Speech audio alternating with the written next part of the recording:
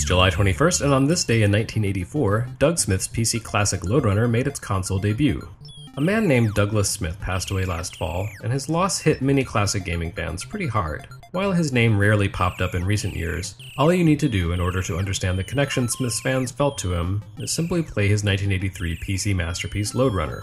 Lode Runner helped pioneer the trap-em-up genre, a maze chase game where your only means of defense was to drill holes for the bad guys to fall into. There was never a moment of safety or freedom in Lode Runner, only a brief breath of respite from the insanity of the chase. Lode Runner was a hit on PC, but the series found new life altogether 31 years ago today when it made the jump to consoles and appeared on Nintendo's shiny new Famicom console, courtesy of Hudson. This, as it turned out, was a pretty big deal. For one thing, the Famicom was still new in July 1984. It had launched a year before in Japan, but it had a slow and rocky beginning due to some manufacturing defects that precipitated recall of early systems.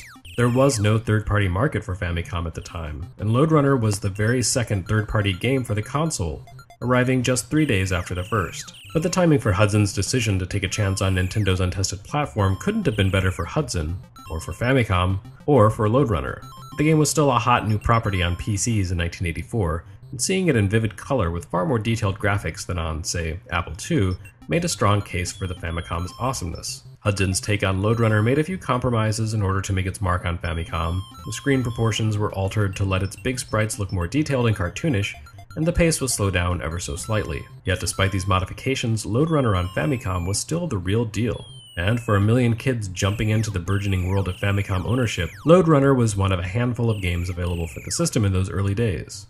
Its addictive gameplay, vivid graphics, and even the ability to customize and record level designs to tape cassette made it a bestseller, and a sentimental favorite among Japanese gamers. Lode Runner never really found much success in the US after the initial popularity of the PC game, but the game's ubiquity on Famicom made it a long-lasting favorite overseas. For US Gamer, I'm Jeremy Parrish. Please subscribe to our channel, and join us next week for another month in gaming history.